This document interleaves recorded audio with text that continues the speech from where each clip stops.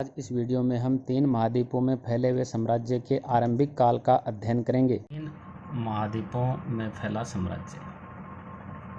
महाद्वीपों में फैला साम्राज्य। और ये जो साम्राज्य था वो था रोम का साम्राज्य। रोम साम्राज्य यानी रोम साम्राज्य है वो 3 महाद्वीपों में फैला हुआ था। और वो 3 महाद्वीप कौन से थे? इसके अंदर यूरोप है, यूरोप का अधिकांश भाग यानी यूरोप का अधिकांश भाग इस साम्राज्य के अंतर्गत आता था। और इसी के साथ में एशिया का पश्चिमी भाग यानी पश्चिमी एशिया, और जो अफ्रीका है उसका उत्तरी भाग यानी उत्तरी अफ्रीका, ये रोम साम्राज्य यानी 3 महाद्वीपों में जो साम्राज्य फैला हुआ था उसके अंतर्गत आते हैं। अब हम बात करते हैं कि इनकी जानकारी के स्रोत कौन कौन से हैं। जानकारी के स्रोत यानी इनके बारे में हमें किन से जानकारी मिलती है। तो पहली है इसके अंदर पाठ्य सामग्री, कौन कौन सी पाठ्य सामग्री हैं। और फिर अगली आती है इसके अंदर प्रलेख या दस्तावेज, प्रलेख या दस्तावेज, और फिर हैं भौतिक अवशेष। इनसे हमें इनके बारे में जानकारी मिलती है। अब देखो क्या क्या है पाठ्य सामग्री। पाठ्य सामग्री के अंतर्गत आते हैं जैसे वर्ष वृत्तांत है, इसके साथ में पत्र, व्याख्यान, प्रवचन, कानून, इस प्रकार की चीज़ें इसके अंतर्गत आते हैं। और जो प्रलेख या दस्तावेज हैं इसके अंतर्गत उत्कीर्ण अभिलेख, उत्कीर्ण अभिलेख, इसी के साथ में जो पेपायरस पत्थर और भौतिक अवशेष हैं इसके अंतर्गत विभिन्न प्रकार की इमारतें, स्मारक या अन्य प्रकार की जो भी संरचनाएं मिल जाती हैं वो संरचनाएं, और मिट्टी के बर्तन, पच्चीकारी का अन्य प्रकार का जो पच्चीकारी का सामान है जो हमें मिल जाता है, पच्चीकारी का सामान, और बाकी के जो भी भूदृश्य हमें दिखाई देते हैं वो सभी किसके अंतर्गत आते हैं? भौतिक अवशेष। और इनसे हमें इनके बारे में जानकारी मिलती है। थोड़ी सी बात हम इसके अंदर यानी जो पाठ्य सामग्री के अंतर्गत आता है वर्ष वृत्तांत, उसके बारे में देख लेते हैं। वर्ष वृत्तांत है वो क्या चीज़ होती है? वर्ष वृत्तांत यानी समकालीन व्यक्तियों द्वारा उस समय के यानी जो उस समय के जो व्यक्ति थे उनके द्वारा, समकालीन जो भी व्यक्ति हैं उसके द्वारा एक वर्ष के इतिहास का ब्यौरा, एक वर्ष के इतिहास का ब्यौरा है वो क्या कहलाता है? वर्ष वृत्तांत कहलाता है। और इसके अलावा हम बात करते हैं इसके अंदर पेपायरस प्रपत्र की। जो पेपायरस हैं यानी जो दस्तावेजी हैं, प्रलेख हैं, उसके अंतर्गत हम बात करते हैं पेपायरस की। पेपायरस है वो एक सरकंडे जैसा पौधा था। ये हम कह सकते हैं ये एक पौधा है वो किस प्रकार का है? सरकंडे जैसा। और जो कहाँ उगता था? ये नील नदी के किनारे ये पौधा उगता था और इससे लेखन सामग्री तैयार की जाती थी। लेखन सामग्री तैयार की जाती थी यानी पेपायरस एक पौधा है सरकंडे जैसा जो कहाँ उगता था? नील नदी के किनारे, और इससे लेखन सामग्री तैयार की जाती थी। और हजारों की संख्या में हमें मिले हैं संविदा पर पत्र, इसी के साथ में लेख, संवाद पत्र और सरकारी दस्तावेज। ये सभी हमें किस पर लिखे हुए मिले हैं? पेपायरस के ऊपर। उत्कीर्ण अगर अब अभिलेख की हम बात करें इसके अंतर्गत उत्कीर्ण अभिलेख, उत्कीर्ण अभिलेख हैं वो पत्थर की शिलाओं पर उत्कीर्ण किए गए यानी पत्थर की शिलाओं पर खोदे गए ये। तो इसके कारण ये नष्ट नहीं होते हैं यानी ये नष्ट नहीं हुए इसके कारण। और बड़ी मात्रा में हमें ये मिले हैं कौन कौन सी भाषाओं में? यूनानी और लैटिन या लातीनी भाषा में। यूनानी और लातीनी भाषा के अंदर ये हमें अभिलेख मिले हैं। अब हम बात करते हैं इसके साम्राज्य के बारे में कि जो ईसा के जन्म से 630 के दशक तक यानी ईसा के जन्म से लेकर कहाँ तक? 630 तक की हम बात करें तो अधिकांश जो है अधिकांश कौन कौन से हम बात कर रहे थे अभी, जो 3 महाद्वीपों में फैला है, यूरोप है, और उसके अंदर उत्तरी अफ्रीका है, और मध्य पूर्व का विशाल क्षेत्र। मध्य पूर्व का जो विशाल क्षेत्र है उसके अंदर 2 राज्य थे उस समय, 2 इस क्षेत्र के अंदर की हम बात कर रहे हैं, यूरोप, उत्तरी अफ्रीका और मध्य पूर्व का जो विशाल क्षेत्र है उसके अंतर्गत उस समय 2 सशक्त राज्य थे। वो 2 सशक्त राज्य हैं, वो कौन कौन से थे? एक था उसके अंदर रोम और दूसरा था ईरान। और ये दोनों आपस के अंदर प्रतिद्वंदी थे, दोनों आपस के अंदर प्रतिद्वंदी थे, और आपस में इनकी लड़ाइयाँ लगभग होती रहती थी, यानी आपस में ये लड़ते रहते थे। और फरात नदी है वो के किनारे, फरात नदी के जो किनारे हैं, एक संकरी जो भूमि की संकरी पट्टी वो इन दोनों को अलग करती थी। संकरी पट्टी है वो रोम और ईरान की भूमि को एक दूसरे से अलग करती है। हम बात करते हैं रोम साम्राज्य की। रोम साम्राज्य के बारे में ही हमें ज़्यादा चर्चा करनी है। रोम साम्राज्य, बीच बीच में नाम ईरान का भी आ जाएगा क्योंकि दोनों एक दूसरे के प्रतिद्वंदी हैं, कहाँ इसके अंदर समानता है, कहाँ असमानता है। तो रोम साम्राज्य है, इसके अंदर जो भूमध्य सागर था, हम मानचित्र में देखेंगे, भूमध्य जो सागर है ये रोम का हृदय था, रोम का हृदय था। और यहाँ पर जो साम्राज्य निर्धारण है, साम्राज्य निर्धारण इसका जो रोम साम्राज्य का जो, अगर हम साम्राज्य निर्धारण की अगर हम बात करें तो साम्राज्य निर्धारण इसकी उत्तर दिशा की अगर हम बात करें तो उत्तर दिशा में किसके द्वारा होता था? राइन और डेन्यूब नदी द्वारा। राइन और डेन्यूब नदी इसके उत्तरी भाग का निर्धारण करती थी, और दक्षिणी इसकी सीमा थी वो किसके द्वारा थी? सहारा रेगिस्तान द्वारा। दक्षिणी सीमा सहारा रेगिस्तान के द्वारा बनी हुई थी। अगर हम बात करें इसी तरह ईरानी साम्राज्य की, ईरानी साम्राज्य है वो कहाँ कहाँ तक फैला हुआ था? तो ये कैस्पियन जो सागर है, कैस्पियन सागर के पूर्व से लेकर, यानी इसके पूर्व से लेकर, और ये कहाँ था? पूर्वी अरब तक का पूरा इलाका, पूर्वी अरब तक ये इलाका किसके अंतर्गत? ईरानी साम्राज्य के अंदर। और कभी कभी इसके अंदर अफगानिस्तान भी शामिल हो जाता था, कभी कभी अफगानिस्तान भी इसके अंदर शामिल था।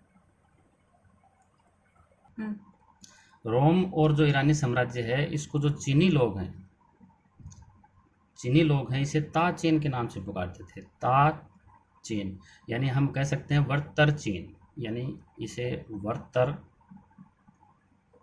चीन, या फिर मोटे तौर पर कहें तो क्या कहेंगे? इसे पश्चिम, ये कहकर ये चीनी लोग इसको पुकारते थे।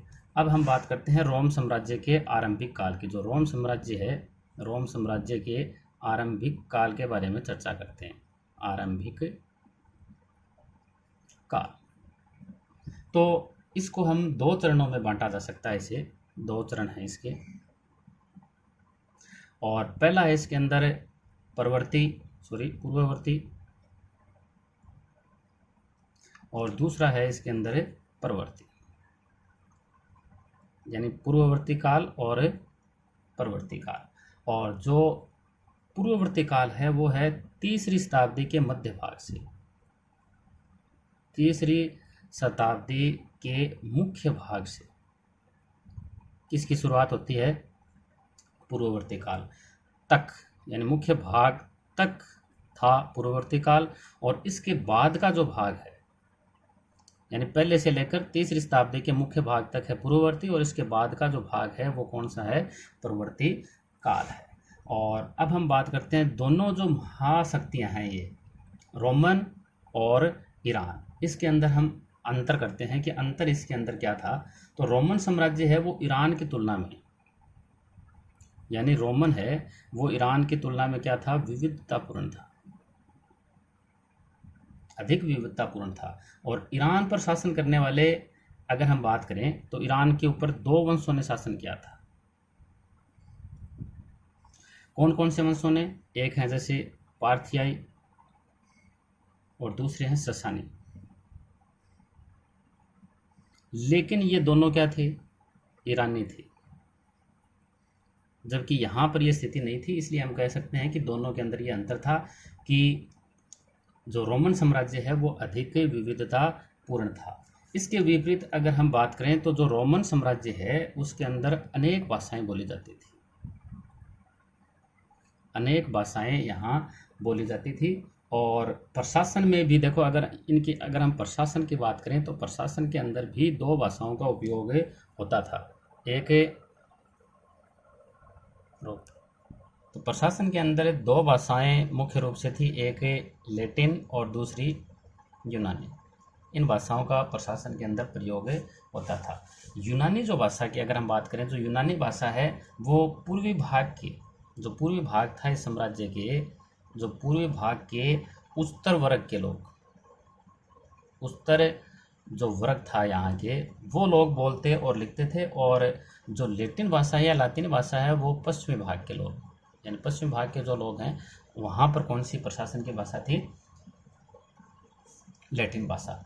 इन भाषाओं की सीमा रेखा, यानी दोनों के बीच की जो सीमा रेखा है वो कौन सी थी, भूमध्य सागर, भूमध्य सागर को चीरती हुई। और अफ्रीकी जो प्रांत है यहाँ पर, अफ्रीकी प्रांत त्रिपोलितानिया, त्रिपोलितानिया और सायरेनाइका इनके बीच थी, सायरेनाइका। तो इनके बीच इन दोनों भाषाओं की सीमा रेखा थी। अब हम बात करते हैं गणतंत्र शासन की। गणतंत्र शासन, ये था गणतंत्र शासन, यहाँ पर था 509 ईसा पूर्व से, 509 ईसा पूर्व से कहाँ तक था, ये 27 ईसा पूर्व तक था। और अगर हम बात करें कि यानी सम्राट का शासन यहाँ पर कब से शुरू हुआ, तो सम्राट का शासन यहाँ पर शुरू होता है कब से, 27, यानी यहाँ से 27 ईसा पूर्व से सम्राट का शासन शुरू होता था। अब दोनों के अंदर मुख्य अंतर क्या था, देखो यहाँ पर है वो शासन मुख्य रूप से किसके हाथों में था, सेनेट के हाथों में था।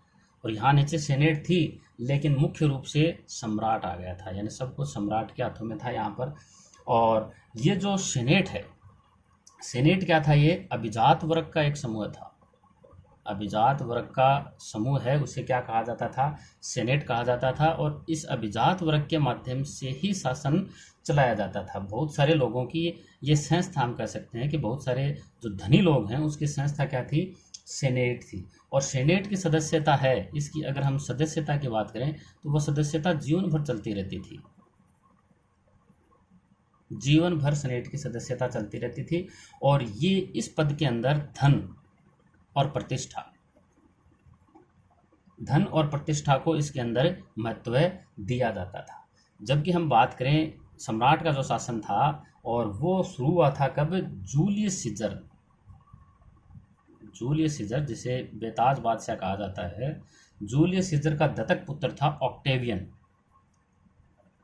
जूलियस सीजर का जो दत्तक पुत्र था ऑक्टेवियन, उसके द्वारा तख्ता पलट कर दिया गया सेनेट का। और तख्ता पलट के बाद में वो किसके नाम से सम्राट बना, अगस्टस के नाम से सम्राट बनता है। प्रिंसिपेट, प्रिंसिपेट किसे कहा जाता है, प्रिंसिपेट 27 ईसा पूर्व के अंदर, 27 ईसा पूर्व में जो अगस्टस द्वारा जो साम्राज्य स्थापित किया गया था, अगस्टस द्वारा स्थापित राज्य को क्या कहा जाता है, प्रिंसिपेट कहा जाता है। अगस्टस द्वारा स्थापित राज्य को प्रिंसिपेट की संज्ञा दी जाती है। अब हुआ यह था कि सेनेट को सम्मान प्रदान करने के लिए, सेनेट जो थी संस्था अभिजात वर्ग की, इसलिए वह एक प्रमुख नागरिक था, यानी इसने सम्राट घोषित कर दिया लेकिन उनकी नज़र में क्या था, वो एक प्रमुख नागरिक। और प्रमुख नागरिक को क्या कहा जाता है, प्रिंसेप्स, प्रिंसेप्स। और इसी से क्या बना, प्रिंसिपेट। यानी इसका मतलब ये भी था कि साथ में कि वो एक निरंकुश शासक नहीं था, शासक नहीं था। यद्यपि वह एक, इसके अलावा अगर हम बात करें तो यानी ये तो सेनेट को दिखाने के लिए था। इसके अतिरिक्त वो क्या था, वो एक छत्तर शासक था, एक छत्तर शासक और सत्ता का इस्तेमाल करने वाला था वो, और वास्तविक स्रोत था। और सेनेट के अंदर यानी जो सेनेट थी, सेनेट के अंदर आगे चलकर इतालवी जो मूल थे, इतालवी मूल के जो जमींदार हैं, इतालवी मूल के जमींदार भी इसके अंदर शामिल कर लिए गए। और जो इतालवी मूल के ये जमींदार थे, इन्हीं के द्वारा ही अधिकांश पुस्तकें लिखी गई। अधिकांश जो पुस्तकें हैं वो किन के द्वारा लिखी गई, इतालवी मूल के जो जमींदार हैं इनके द्वारा लिखी गई। और ये कौन सी भाषाओं में लिखी गई थी, वही यूनानी और लातिनी यानी लैटिन भाषा के अंदर ये लिखी गई थी। इसलिए सेनेट्स के साथ में जैसा व्यवहार करता था सम्राट, अगर अच्छा व्यवहार करता था उनके साथ में तो उनके बारे में कैसा लिखा जाता था, अच्छा। और अगर बुरा व्यवहार होता था तो कैसा लिखा जाता था, बुरा लिखा जाता था। और सम्राट के यानी जो साम्राज्य था ये पूरा, उस साम्राज्य के उस समय 3 खिलाड़ी थे। साम्राज्य के 3 खिलाड़ी, 3 खिलाड़ियों में देखो कौन से थे। एक तो स्वयं सम्राट, दूसरा जो अभिजात वर्ग यानी जो सेनेट वर्ग आ जाता था, अभिजात वर्ग, और तीसरा खिलाड़ी कौन सा था, सेना। सम्राट के बारे में हम देख चुके हैं, अभिजात वर्ग को हमने देखा है साथ में। सेना की हम बात करते हैं तो सेना के अंदर 2 प्रकार की सेना थी इसके अंदर। एक तो फारस में बलात भर्ती करने वाली सेना, यानी जो ईरान की हम बात कर रहे थे, जो ईरानी साम्राज्य थे वहाँ पर सेना है वो किस प्रकार की होती थी, बलात भर्ती करने वाले। बलात का मतलब बलपूर्वक उन्हें पकड़कर सेना में भर्ती करना। और रोमन साम्राज्य में जो सेना थी वो कैसी थी, व्यावसायिक सेना थी। सेना कैसी थी, व्यावसायिक, यानी हम कह सकते हैं वेतन भोगी सेना थी, यानी वेतन के बदले में वो सेना के अंदर काम करते थे। प्रत्येक सैनिक को एक निश्चित वेतन दिया जाता था और उसके लिए कम से कम 25 वर्ष सेना में काम करना अनिवार्य था। और सैनिक हैं उनको अगर कभी कभी उनको बेहतर वेतन नहीं मिलता था, या तो उन्हें बेहतर क्या नहीं मिले, वेतन नहीं मिले, और जिन सेवा शर्तों के साथ में उनको लिया गया है अगर उनका कहीं भी उल्लंघन हो जाता था तो कभी कभी क्या हो जाते थे, विद्रोह, या कभी कभी वो विद्रोह है वो किसका रूप ले लेते थे, आंदोलन का रूप ले लेते। सेनेट है अगर हम बात करें, दूसरा यानी जो अभिजात वर्ग है वो इससे यानी जो सेना है इससे घृणा करती थी।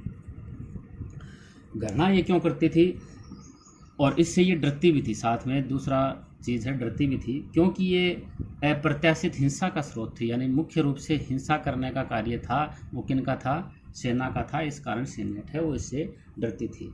और सेना पर जब नियंत्रण नहीं रहता था, यानी जो सेना है, सेना के ऊपर अगर सम्राट का नियंत्रण नहीं रहता था सेना के ऊपर, तो उस स्थिति में क्या हो जाता था, गृह युद्ध, गृह युद्ध की स्थिति बन जाती थी। यानी अपने ही देश में गृह युद्ध किसे कहते हैं, जब अपने ही देश के अंदर सत्ता हासिल करने के लिए सशस्त्र संघर्ष, यानी सत्ता हासिल करने के लिए क्या होता है, सशस्त्र संघर्ष। कहाँ पर, अपने ही देश के अंदर या फिर अपने जो राज्य है उसके अंदर सत्ता हासिल करने के लिए जो सशस्त्र संघर्ष होता है उसे क्या कहते हैं, गृह युद्ध कहते हैं। और 69 ईस्वी को छोड़कर, 69 ईस्वी को छोड़कर, और 69 ईस्वी में क्या है कि उस वर्ष से यानी 69 ईस्वी के अंदर 4 सम्राट हैं वो गद्दी पर बैठे थे। 4 सम्राट गद्दी पर बैठे, बाकी के गृह युद्ध नहीं हुआ। यानी इस वर्ष गृह युद्ध हुआ जिसके कारण 4 सम्राट एक के बाद एक 4 सम्राट गद्दी पर बैठते हैं। और अगर हम सिंहासन की बात करें कि सिंहासन किसे मिलेगा, तो सिंहासन है वो पारिवारिक था, पारिवारिक, और पारिवारिक के साथ में ये वंश क्रम पर आधारित था, पारिवारिक पर आधारित था, वंश क्रम पर आधारित था। और पिता का राज्य है वो किसको मिलेगा, पुत्र को। पिता का राज्य पुत्र को मिलेगा, चाहे वो पुत्र स्वयं का यानी नैसर्गिक हो, और चाहे वो पुत्र क्या हो, गोद लिया हुआ या दत्तक पुत्र क्यों ना हो। जैसे कि अगर हम बात करें तिबेरियस,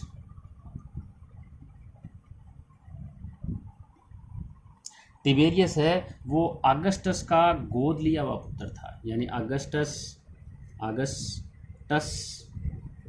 का गोद लिया हुआ या फिर दत्तक पुत्र था कौन है, तिबेरियस, जिसने 14 से लेकर 37 ईस्वी तक इसने शासन किया था।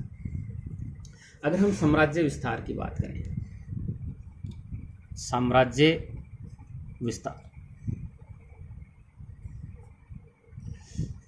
अगस्टस से लेकर तिबेरियस तक, यानी साम्राज्य है वो बहुत ही लंबा चौड़ा साम्राज्य हो गया था, इस तक बहुत लंबा चौड़ा साम्राज्य हो गया था। तो यानी साम्राज्य विस्तार करना अनावश्यक था। उस समय ये कहा जा सकता था कि जो साम्राज्य विस्तार करना वो क्या है, अनावश्यक था। और साम्राज्य विस्तार के लिए एकमात्र अभियान उस समय किसने किया था, सम्राट त्राजान ने। सम्राट त्राजान जो 113 से लेकर 117 ईस्वी तक शासक रहे थे, उसने साम्राज्य विस्तार किया था। और ये फरात नदी से आगे निकलकर, जो फरात नदी है, फरात नदी से आगे निकलकर कहाँ चला गया था, पार्थियन, यानी जो ईरानी साम्राज्य के अंदर जो पार्थियन है, पार्थियन की जो राजधानी थी कौन सी, टेसिफोन और फारस की खाड़ी तक चला गया था। साम्राज्य विस्तार के लिए जो त्राजान है, एकमात्र इसी ने साम्राज्य विस्तार के लिए किया था। लेकिन ये एक प्रकार से इन्होंने कह सकते हैं कि ये निरर्थक कब्जा था इनका, यानी उसका कोई अर्थ था नहीं। और उसके उत्तराधिकारियों ने, यानी इसलिए भी ये निरर्थक हो गया कि जो इसके उत्तराधिकारी थे, आगे चलकर जो इनके उत्तराधिकारी बने त्राजान के, उन उत्तराधिकारियों ने इसको छोड़ दिया, नहीं रखा इसको। तो इस समय जो एक इतिहासकार हैं कैसियस डियो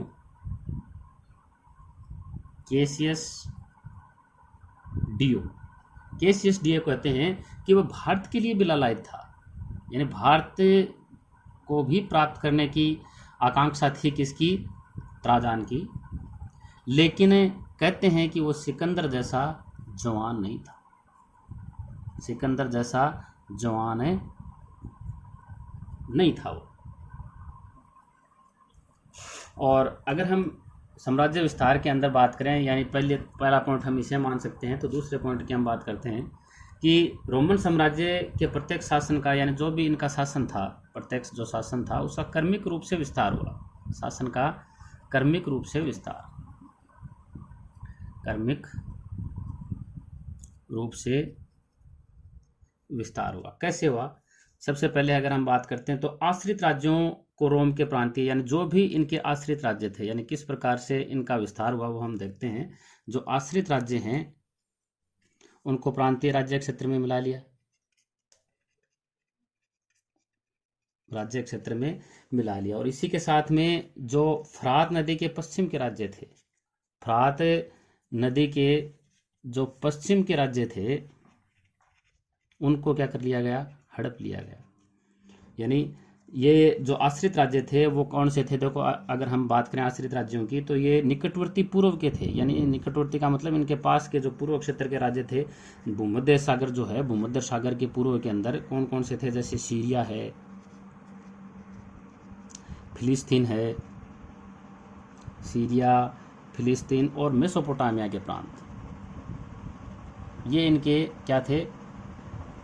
आश्रित राज्य थे, निकटवर्ती पूर्व यानी भूमध्य सागर के पूर्व के अंदर। और ये जो राज्य थे, ये सभी राज्य समर्थ थे और इनसे राज्य को अच्छी आमदनी होती थी, इनसे राज्य को अच्छी आमदनी भी होती थी। जैसे कि हम कह सकते हैं एक जो प्रांत है हेराल्ड, एग्जाम्पल हम लेते हैं हेराल्ड प्रांत का, और हेराल्ड प्रांत से 54 लाख दिनारियस, 54 लाख दिनारियस, यानी दिनारियस क्या था? 4.5 ग्राम का एक शुद्ध चांदी का सिक्का था, 4.5 ग्राम का शुद्ध चांदी का सिक्का। चांदी का सिक्का जो वहाँ उस समय चलता था उसे क्या कहा जाता था? दिनारियस कहा जाता था। और ये जो 54 लाख दिनारियस की अगर हम बात करें तो ये कितनी थी, 1,25,000 किलो सोने के बराबर थी, किलो सोने के बराबर। तो देखो हेराल्ड से उसे कितनी आमदनी होती थी। इसके अलावा जो इटली के अलावा अगर हम बात करें, यानी इटली को रोमन प्रांतों में नहीं बांटा गया था, जो रोम साम्राज्य है बाकी को किसके अंदर बांटा गया था, प्रांतों के अंदर, इटली को शामिल नहीं किया गया था, इटली के अलावा और उनसे कर वसूला जाता था। और जो रोमन साम्राज्य है उसका साम्राज्य विस्तार अगर हम देखें तो कहाँ से कहाँ तक था, स्कॉटलैंड के अंदर, जो स्कॉटलैंड है उसमें आर्मेनिया की सीमा तक, और सहारा से फरात, सहारा जो रेगिस्तान है उससे फरात, और कभी कभी उससे आगे भी।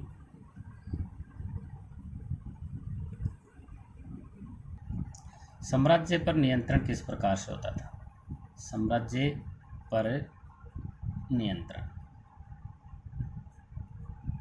तो संपूर्ण साम्राज्य पर नियंत्रण करने के लिए दूर दूर नगर स्थापित किए गए थे। दूर दूर जो नगर हैं उन नगरों के माध्यम से साम्राज्य पर नियंत्रण रखा जाता था। और भूमध्य सागर के जो तट थे, भूमध्य सागर के तट के ऊपर बड़े शहरी केंद्र थे, जो बड़े शहरी केंद्र थे उसके अंदर मुख्य रूप से जैसे कार्थेज, बड़े शहरों के अंदर कार्थेज है, सिकंदरिया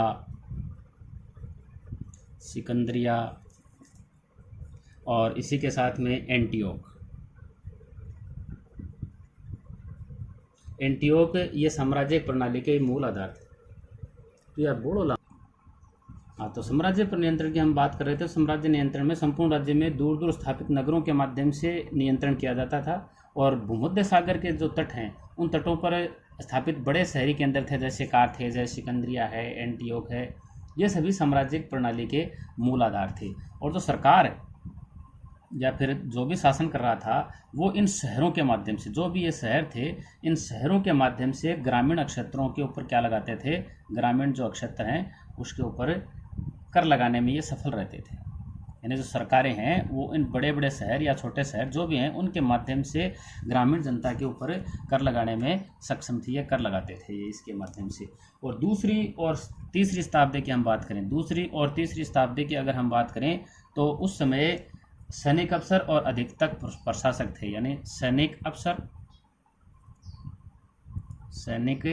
अफसर और प्रशासक, ये सभी किससे थे, सभी उच्च वर्ग से थे, उच्च प्रांतीय वर्ग से होते थे। और यहाँ नियुक्त जो स्थानीय उच्च वर्ग द्वारा, यानी इनसे क्या किया जाता था, कर वसूली और प्रशासन कार्य में, ये हैं कर वसूली और प्रशासन कार्य के अंदर सहायता करते थे, कर वसूली और प्रशासन कार्य। आगे हम बात करें तो सेनेटरों का घटता प्रभाव, यानी धीरे धीरे हम बात करें तो ये वर्ग जो है वो शक्तिशाली हो गया था। सेनेटर की हम बात करते हैं। सम्राट जो गैलिनस है, सम्राट गैलिनस, इसका शासनकाल था 253 से 268 ईस्वी तक, और सेनेटरों को इसने सैनिक कमान से हटाया। यानी जो सेनेटर हैं, सेनेटर को इसने सैनिकों को जो कमान दे रखी थी सैनिकों की, वहाँ से हटाकर एक नए वर्ग को वहाँ पर लगा दिया, और उसका नाम उसने क्या दिया, संभ्रांत वर्ग।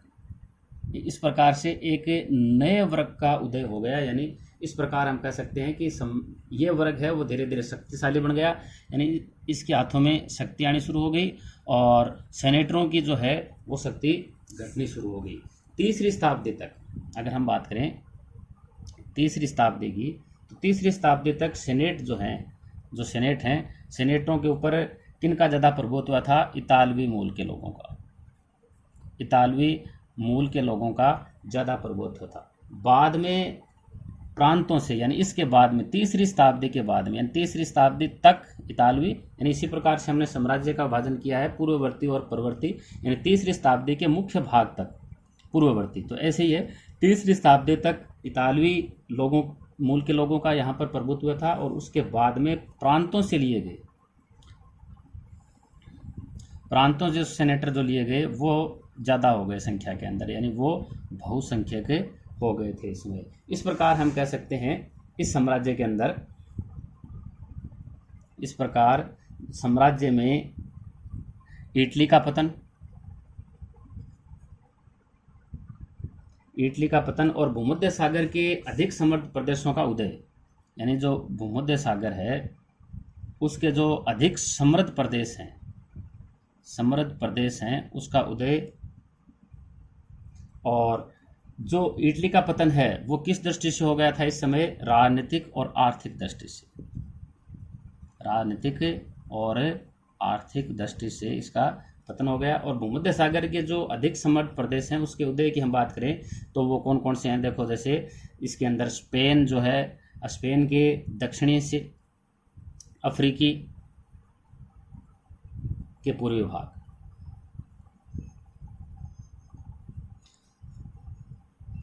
रोम नगर है, जो रोम नगर है, रोम नगर के अंदर अगर हम नगर की बात करें, यानी एक नगर के अंदर किस प्रकार की उस समय व्यवस्था थी, तो इसके अंदर दंडनायक, यानी जिसे हम कह सकते हैं मजिस्ट्रेट, दंडनायक के अलावा नगर परिषद यानी सिटी काउंसिल, और इसके अलावा सुनिश्चित राज्य क्षेत्र होता था।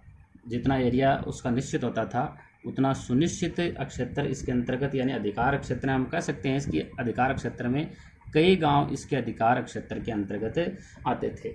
और शहरों के अधिकार क्षेत्र के अंदर, यानी जो एक शहर है, यानी हमने पहले चर्चा की है कि इसके अंदर यानी साम्राज्य पर नियंत्रण है वो दूर दूर नगरों के माध्यम से, स्थापित नगरों के माध्यम से किया जाता था। तो उन नगरों में क्या क्या आते थे? तो अगर हम नगरों की बात करें तो शहर या नगर की हम बात करें तो इसके अंदर दूसरा शहर या नहीं आ सकता था, यानी एक शहर के अंतर्गत दूसरा शहर नहीं था। लेकिन इसके अंदर कई गांव लगभग हमेशा रहते थे, कई गांव इसके अंदर शामिल होते थे। और अगर शाही अनुकंपा हो जाए, यानी शाही परिवार की छाया पड़ जाए या फिर उनकी मेहरबानी हो जाए, तो गांवों का, यानी जो गांव हैं, गांव का दर्जा बढ़ाकर उसको क्या कर दिया जाता था? शहर का दर्जा दे दिया जाता था। और शहर की अगर ज़्यादा मनमानी हो जाती थी तो उसे गांव का दर्जा भी दे दिया जाता था, यानी उल्टा सुल्टा कर दिया जाता था। इस प्रकार की व्यवस्था उसमें थी। और शहर में अकाल के दिनों में खाने की और अन्य की बेहतर सुविधाएं मिल जाती थी, यानी शहरों के अंदर इस प्रकार के जो गांव हैं, गांव वाले तो जो ग्रामीण लोग हैं वो तो सिर्फ अपने खाने का सामान रखते, बाकी शहर में बेचते और शहर वाले एक जगह इकट्ठा कर लेते, तो उस समय उनको ये सुविधा मिल जाती थी। और जो डॉक्टर गेलन हैं वो इस संदर्भ में क्या कहते हैं कि शहरों में पर्याप्त मात्रा में अगले वर्ष का, यही बात हम चर्चा कर रहे थे कि जो शहर हैं उसके अंदर अगले वर्ष का खाद्यान्न है, अगले वर्ष के लिए, पूरे वर्ष के लिए खाद्यान्न भंडारों के अंदर, भंडारों में संचित कर लिया जाता था। लेकिन इसके विपरीत, यानी सब खाद्यान्न ग्रामीणों के अंदर क्या है, पूरा जो उनका खाद्यान्न है वो कौन ले जाते थे? शहरी ले जाते थे। तो बाकी के समय में वो पेड़ की टहनियाँ, पेड़ की अगर हम बात करें, पेड़ की टहनियाँ हैं, पत्ते हैं, छाल हैं, पत्ते, छाल, ये खाकर अपना भरण पोषण करते थे, जिसके कारण वो कुपोषण का शिकार हो जाते थे। तो इस प्रकार के खाद्यों पर, यानी शेष वर्ष के अंदर उनको तो इस प्रकार के खाद्यों के ऊपर निर्भर रहना पड़ता था शहरियों द्वारा ले जाने के, यानी शहरियों के पास अगले वर्ष के लिए भी खाद्यान्न रहता था, लेकिन गांव वालों के पास तो उस वर्ष के लिए भी खाद्यान्न मुश्किल से नहीं रह पाता था। अगली बात करते हैं हम सार्वजनिक स्नानगृह की। सार्वजनिक स्नानगृह, तो सार्वजनिक स्नानगृह है वो रोम के जीवन की एक खास विशेषता थी, खास विशेषता थी ये रोम के जीवन की। क्या? सार्वजनिक स्नानगृह है। और कहते हैं कि एक ईरानी शासक ने भी इस प्रकार के ईरान के अंदर करने की कोशिश की, यानी स्नानगृह बनाने की कोशिश की उसने ईरान के अंदर, तो उसे पुरोहित वर्ग के क्रोध का सामना करना पड़ा, पुरोहित वर्ग के क्रोध का सामना करना पड़ा जब उसने इस प्रकार की कोशिश की। क्यों करना पड़ा? क्योंकि उनके नज़र के अंदर जल क्या थी? पवित्र वस्तु थी। जल पवित्र वस्तु थी और इस प्रकार अगर सार्वजनिक वहाँ पर स्नान किया जाता है तो जल का क्या हो जाता है, अपवित्रीकरण हो जाता है, जल का अपवित्रीकरण हो जाता है। मनोरंजन की बात करें कि मनोरंजन वहाँ पर जो रोमन साम्राज्य है तो वहाँ जो वर्ष थे, वर्ष में कम से कम 176 दिन कोई न कोई कार्यक्रम मनोरंजन का अवश्य रूप से होता था। जैसे इसके एग्जाम्पल की हम बात करें, रोमन छावनी विंडोनिसा, रोमन छावनी है कहाँ पर, विंडोनिसा, और ये आधुनिक कहाँ पड़ती है, स्विट्जरलैंड में पड़ती है। ये प्रथम सती की रंगशाला है, यानी पहली जो सती है, प्रथम सती, उस सती की ये रंगशाला है। कौन सी, विंडोनिसा, रोमन छावनी। और यहाँ पर मनोरंजन के लिए क्या आयोजन होते थे, या तो सैन्य कवायद होती थी, यहाँ पर सैन्य कवायद और सैनिकों के मनोरंजन का कार्य इसके अंदर होता था यहाँ पर। रोमन साम्राज्य के शेष भाग का अध्ययन हम अगले वीडियो में करेंगे।